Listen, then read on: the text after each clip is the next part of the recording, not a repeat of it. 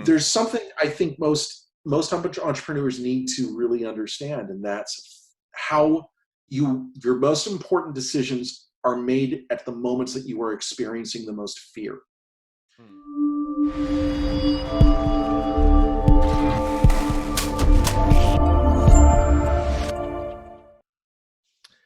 Hey everybody, welcome to another episode of the Inventive Journey. I'm your host, Devin Miller. For those of you new to the podcast, I am a serial entrepreneur as well as the founder and managing partner of my intellectual property firm, Miller IP Law, where we help startups and small businesses with patents, trademarks, and copyrights. So today we have another great guest on the podcast that is going to talk about his journey, and currently he's working on some UV lighting to help to combat some of the COVID-19 stuff that's going on, but also has a lot of experience and worked in the movie industry. So quite an interesting journey. So excited to have you on. So this is Justin. Excited to have you on, Justin. Good to meet you, sir. So maybe, I'll let you introduce yourself because you'll do a much better job than I ever could. But why don't you go ahead and just introduce yourself and tell a little about your journey? Well, my name's Justin Evans, and I'm the founder and inventor at Anthem One Incorporated. For about the past year, we've had a product at market called Anthem One, which is an LED lighting system that has interchangeable LED light cards.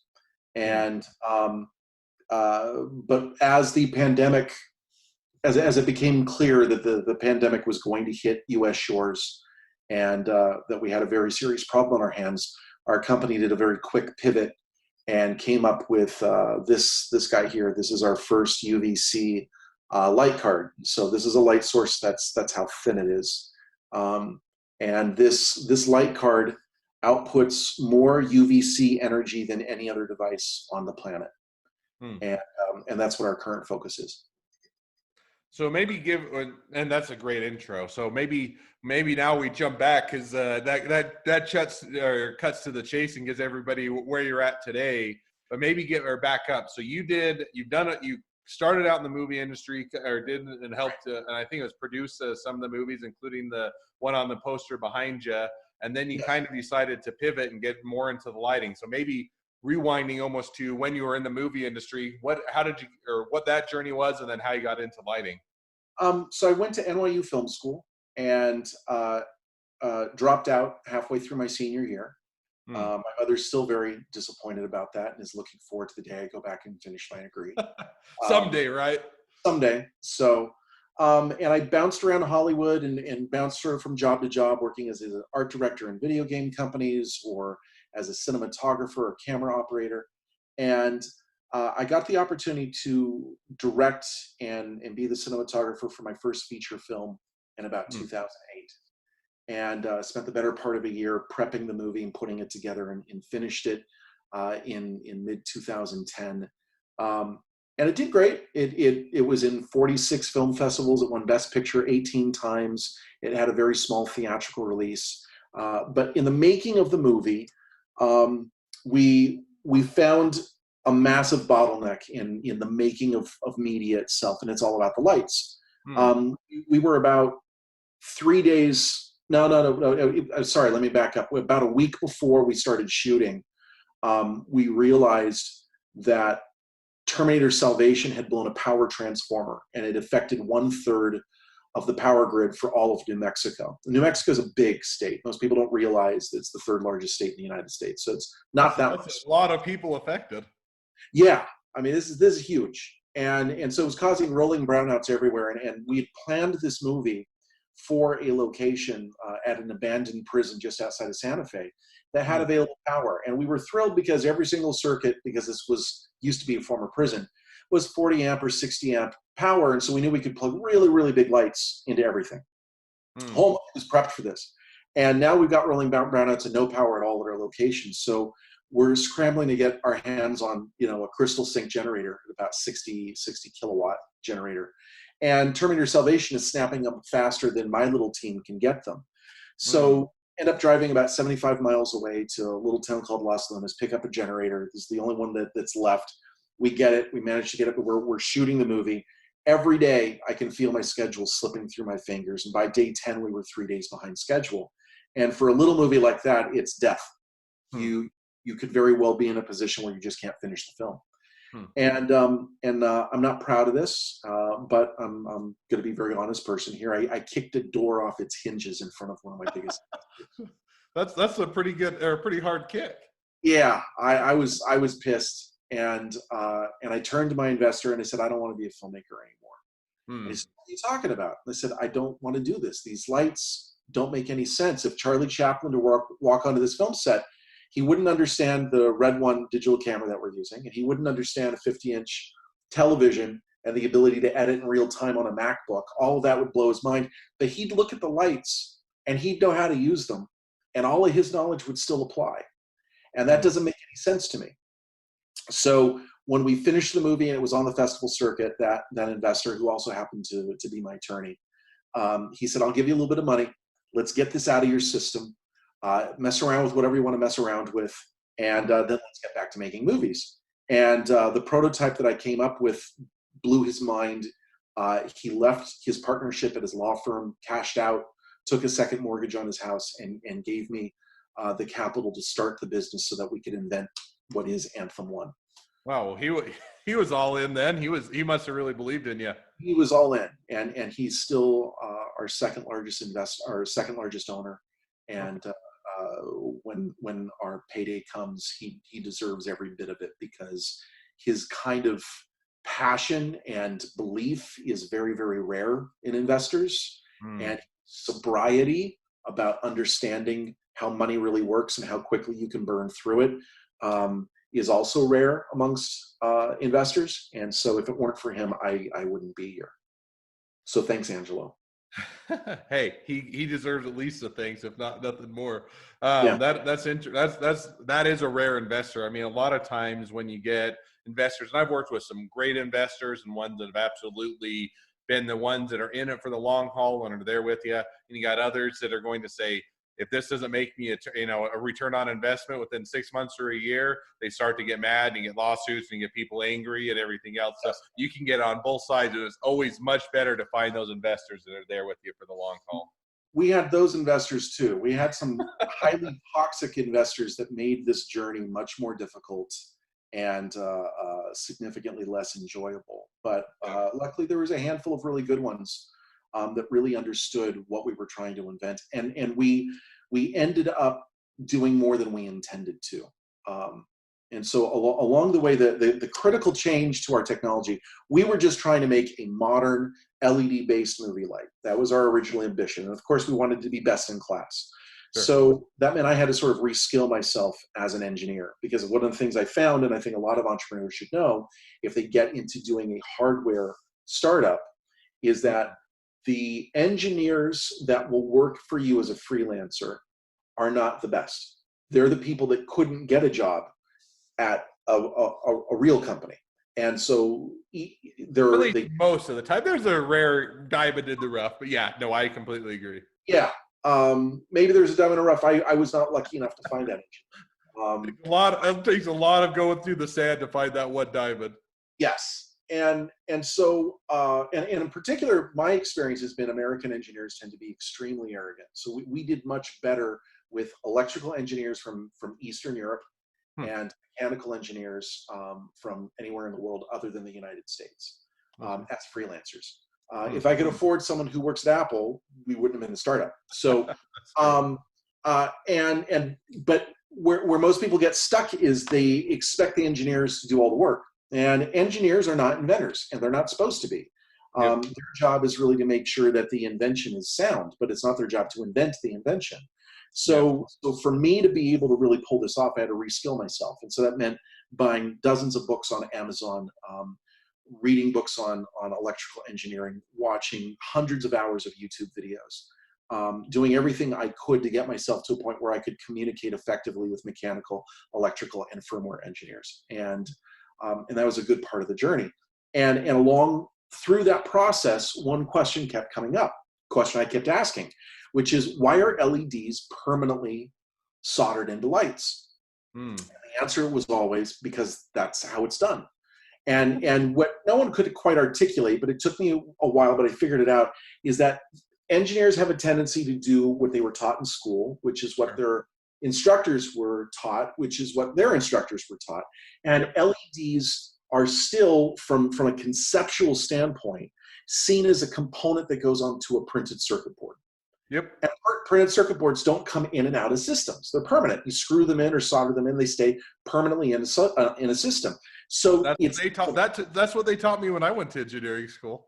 okay. So this bias means that someone is looking at an LED and thinking of it as the equivalent as a resistor or a transformer, Right.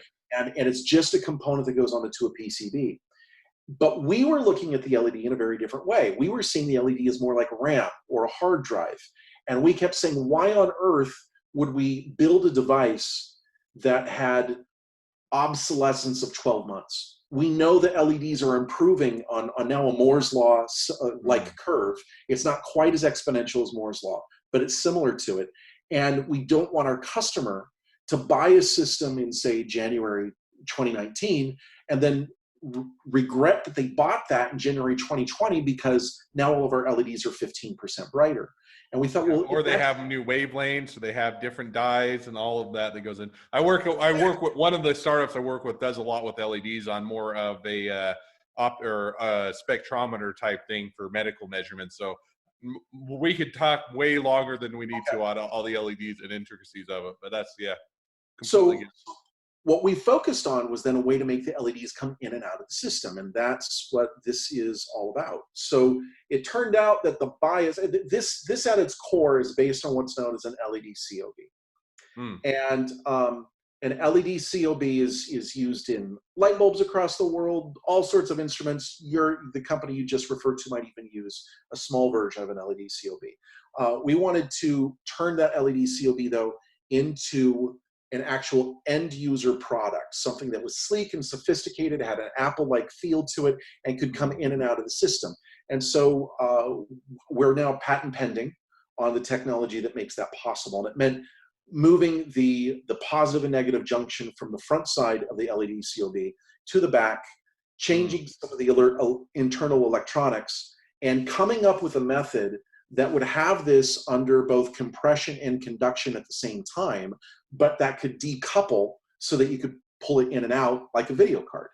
And once we I have to interrupt just because you said my favorite word, which is patent pending or patent. Given that I'm a patent attorney, that's yes. always one that perks my ear. What is just the 30-second aside? And I don't want to interrupt your story. What's been your experience, or how have you liked or disliked doing the patent process? Because I get inventors that are on both sides, and people that sometimes it's been a great process, and other times they've absolutely hated it. I think it's a fine process. I think there are some flaws with the U.S. patent system. I'm not thrilled that we've moved to a first to file methodology, but I also understand the logic behind it. I think that most inventors who are probably complaining about it need to see it as like the equivalent of the SATs. It's not a measurement of your actual intelligence, but it is a measurement of your ability to explain what you can do so someone else can understand it. And if you're not willing to play that game, then maybe there's a problem with your communication strategy. I don't have a problem with it. As an example, the first patent we did was a design patent, and it was rejected on our initial application. And it was my fault. I was stupid. I was insisting that certain lines on the illustration didn't mean what the patent office was interpreting it to mean, and they were being thick-headed. They had every right to reject our design patent. And when I went to a phenomenal patent illustrator, he was able to take the art that I had come up with, clean it up, do it right, explain to me the symbolism of it, and get us to reapply and get us approved within a couple weeks. And I think that humbling moment really opened my eyes to what it meant to apply for a utility patent and to apply the same sort of humility to the system. And it doesn't mean I'm thrilled with the system, but on the other hand, I don't think it's that bad a system either. So well, you're kind of in the middle. You're not hating it, not quite loving it. So someday when I work on your patents, no, just kidding. Then Yeah, I'll get you over to loving it. But no, I just was curious because I said, and most of the time it's not the attorney. I like how you almost put it, that kind of to your point. I almost would say sometimes inventors take it as, if my patent gets rejected, they almost take it as an affront to their invention, right? yes, They're saying my invention's not good enough. And if they only understood how great my invention was, they right. would make sure it would certainly get as patentable. And it's really not.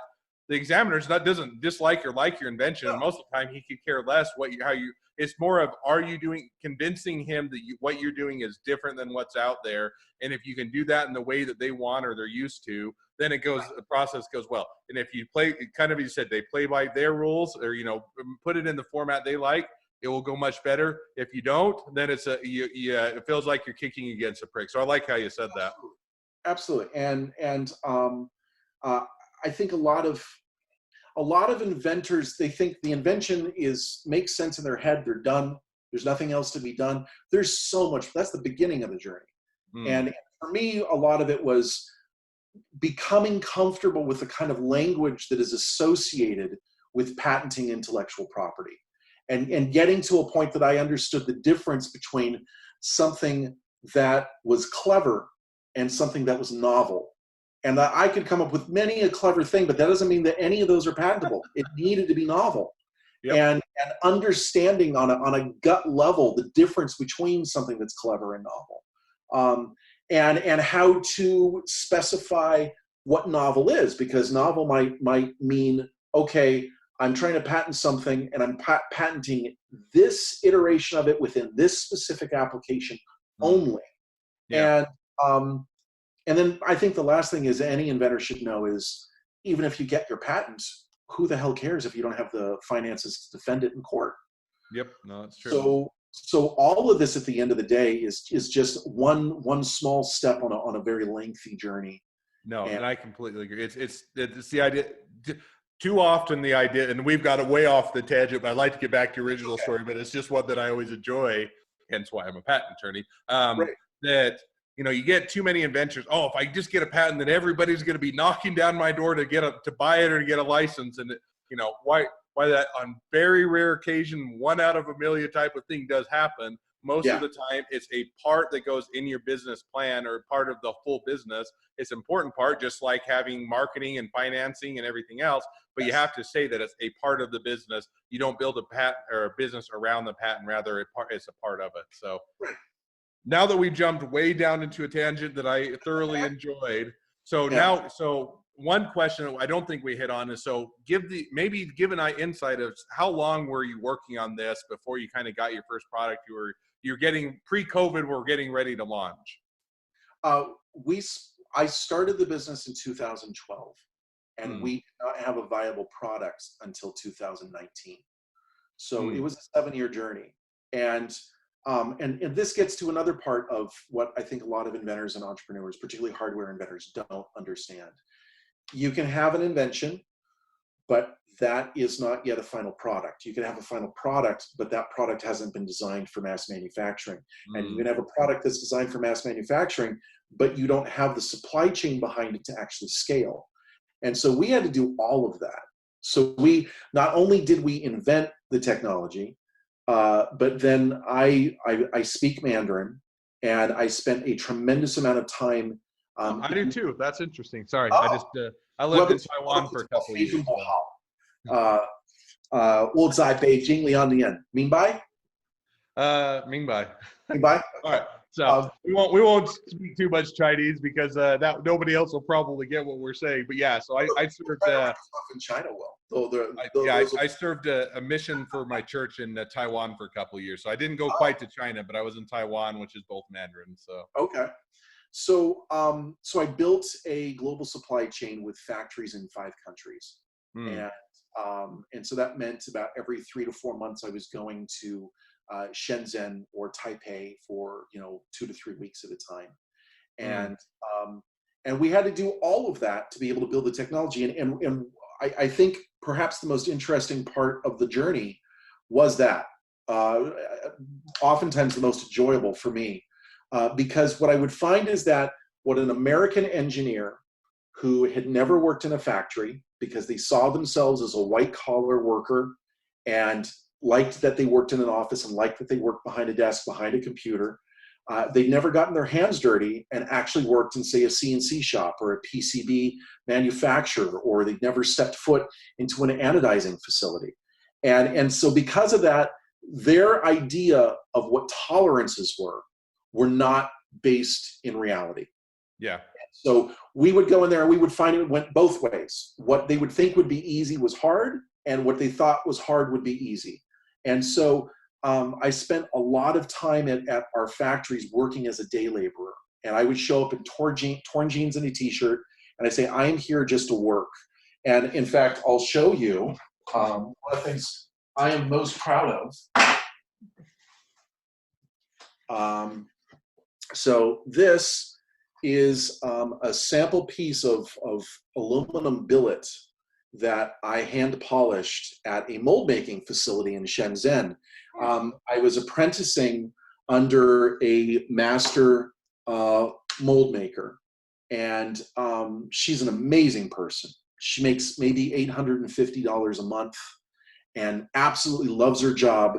And she taught me, how to do wet sanding, starting at 50 grit, going all the way to about 2000 grit sandpaper, rotating directions to the point that we could get a mirror polish so that the insides of our molds were capable of ejecting polycarbonate lenses.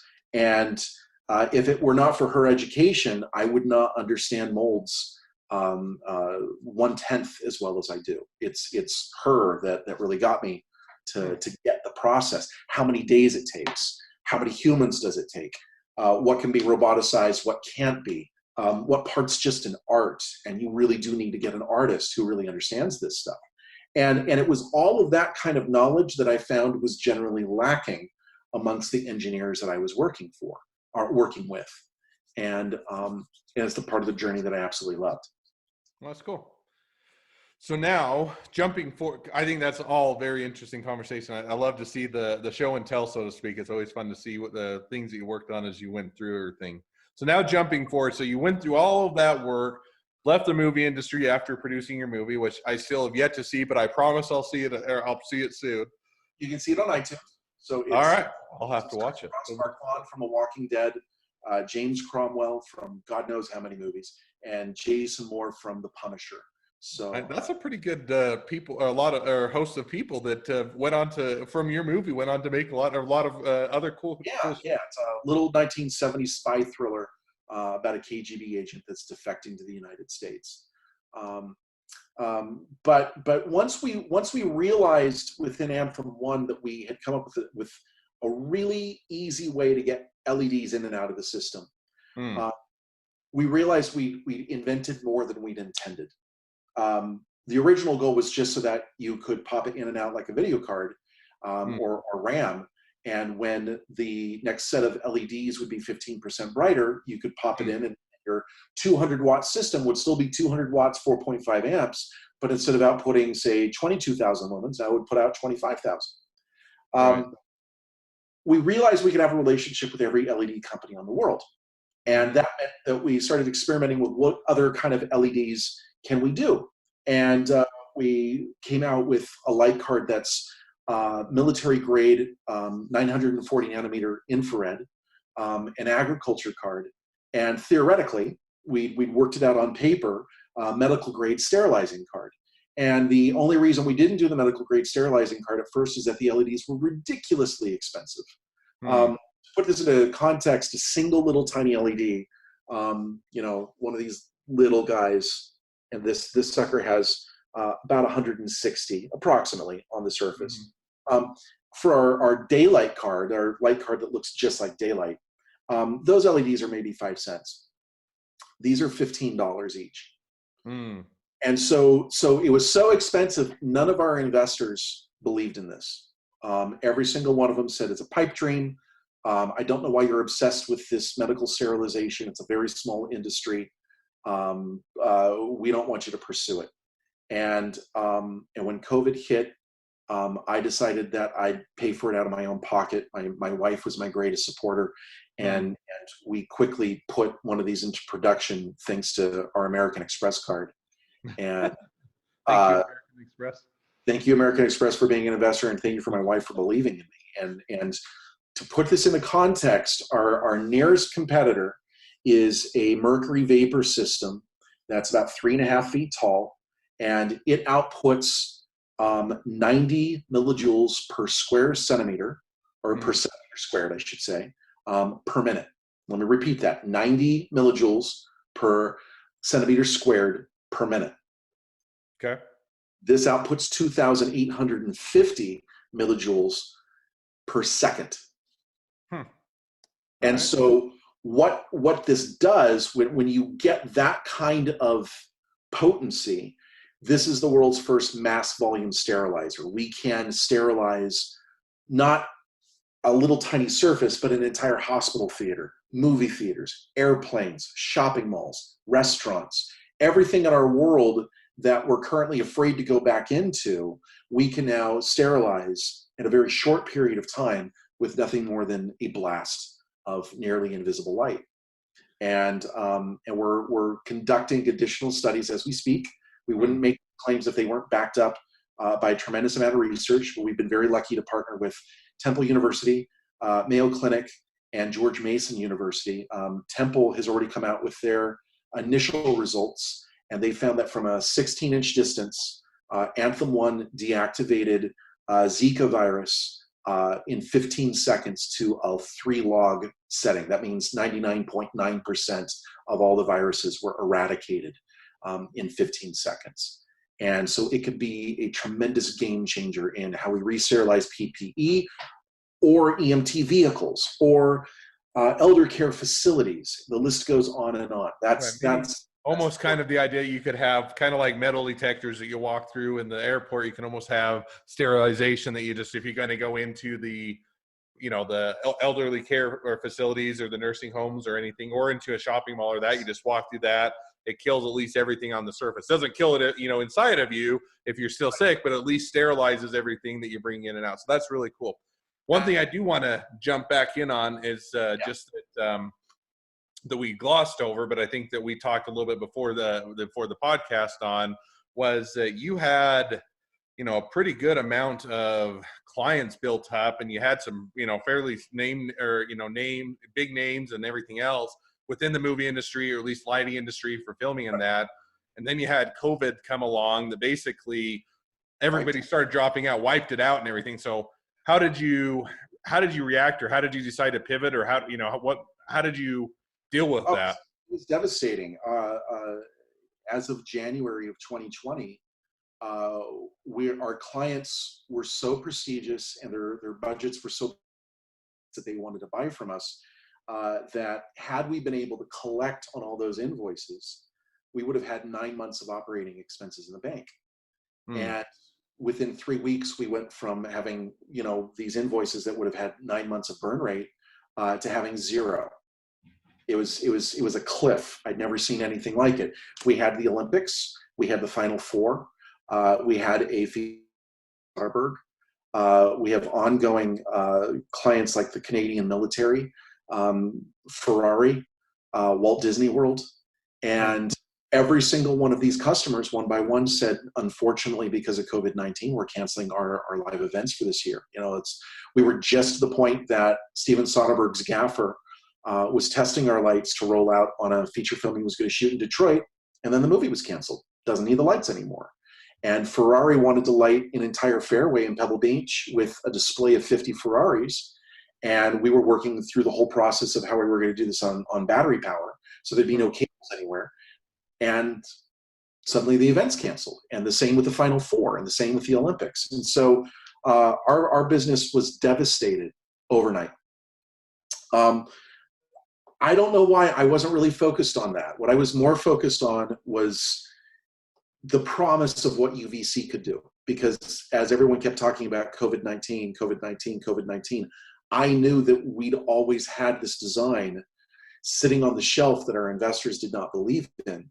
And that could I just dust it off, we'd have something that could really be a weapon against COVID-19. And I'm going to be honest, it's my wife that made it possible. And Hmm. there's something I think most entrepreneurs need to really understand, and that's how your most important decisions are made at the moments that you are experiencing the most fear.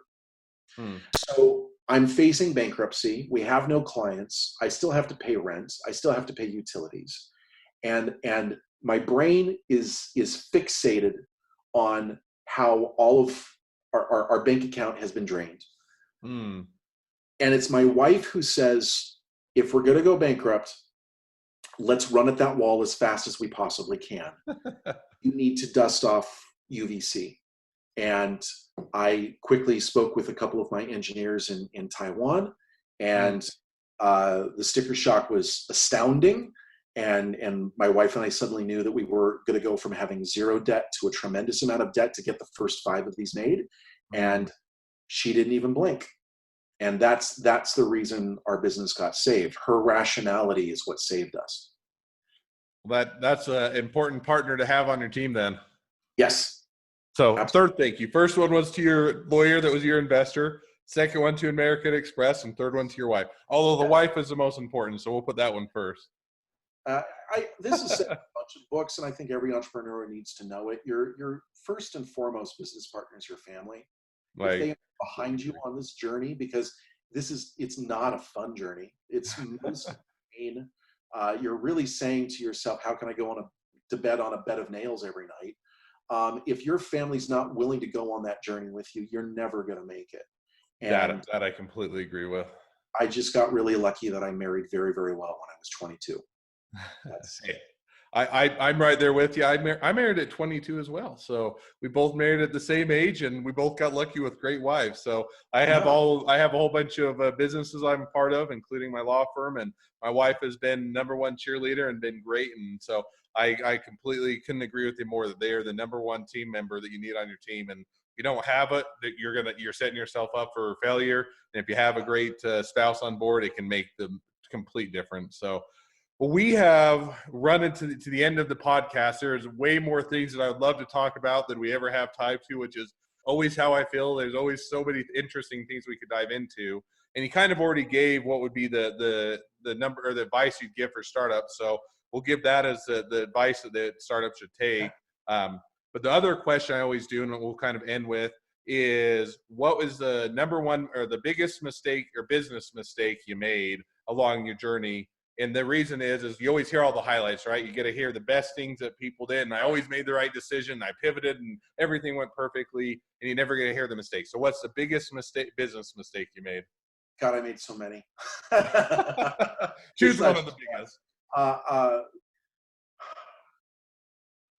top of the list. I think the biggest business mistake I made. We had a particularly wealthy and aggressive investor that Hmm. wanted to get to market as fast as we possibly could. Hmm. And I allowed him to pressure me when the product was not quite ready yet. And he read some of the same books that everybody reads, and he would paraphrase stuff that really applies to software companies, like just get your minimum viable product out the door. I always Well, hate that term. I hate it so much because it doesn't apply to hardware. Oh, and even in software, and because I worked with some software, and it's like minimally viable. Why not take the best product within the constraints that you have, right? So if you only have so much funding, you only have so much time. Let's see the best product we can have. Rather, it always to me more sounds like let's put out the crappiest product as quick as we can, rather than the best one Yes, we can. yes, and that whole attitude of run fast and don't think twice, and we'll fix it as we go. If anyone's familiar with the Wallace and Gromit short, where Wallace is on top of the train, putting the train track down as the train is going over it, that's what it ends up feeling like. Yeah. If we had slowed down for 3 months, we would have saved ourselves a year of heartache, because we Hmm. tried to come out with the product at the beginning of 2018. And while it technically worked, there was so much more additional real world testing we needed to do before the technology was really mature. And we could have done that in a 3-month time window. And instead, we spent a year chasing our own tail because I listened to the bad advice from an investor who just wanted to make a quick buck. That was Mm. probably the worst decision I made. And when we corrected that, and I could look back at the choices I'd made, I knew that number one, it was not in my character. I am a perfectionist by nature, and I like things to be well made.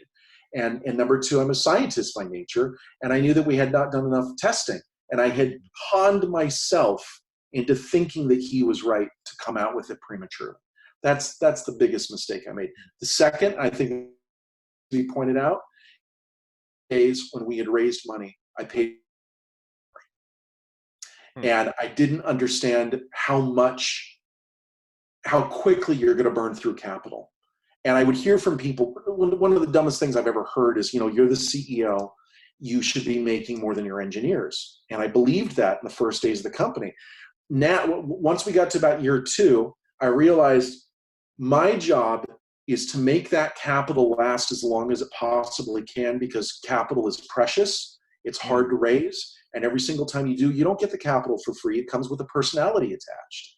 And you may not get along with that personality, Yep. and the more of these that you pile on, the more people that you would never have hired to be an employee suddenly have an influence over the way that you're running your business. And Yeah. so, your own best interest to pay yourself as little as possible, so so your burn rate will be as long as possible, and you can do your best job. Those would be the two things I'd go back Those and are the change. two great mistakes, but it sounds like you learned a ton from them, and it's ones that I've heard before, and I think that there is a lot of wisdom in that. So appreciate you sharing those.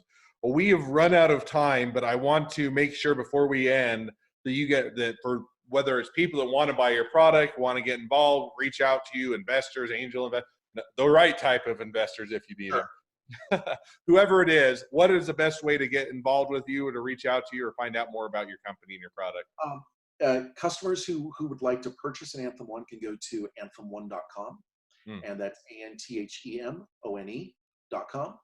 Okay. And but we should specify that right now we are strictly focused on medical sterilization sales. So we Mm. are currently not taking any media cut. We are only working with hospitals and governments to get this out to as many hospitals as we possibly can, so that hospitals can re-sterilize their PPE in record time. So if there's any hospitals, any doctors that are listening, please reach out to us at anthem1.com, and we'd love to help you out. Perfect. Well, I appreciate that. I will make sure to include that in the show notes as well. Hope that you can get the products and start to help to sterilize and to use that to combat what a lot of people are dealing with. So that I very much appreciate sharing it. It's been a great time to have you on the show. Always get to the end of these, and I wish I had more time, because there's always so many more fun things that we could talk about. But I appreciate you coming on. For those of you that are listeners, make sure to support him to support Anthem One, and to go to there and to share it with those that are in need of the product. If you're an inventor or working with a startup or small business, if you need help, feel free to reach out to me. I'd happy to help with your patents and trademarks or copyrights, and want to be there along your inventive journey to make sure that we can support you in any way you can. Thanks for everybody for joining the episode. And until next time.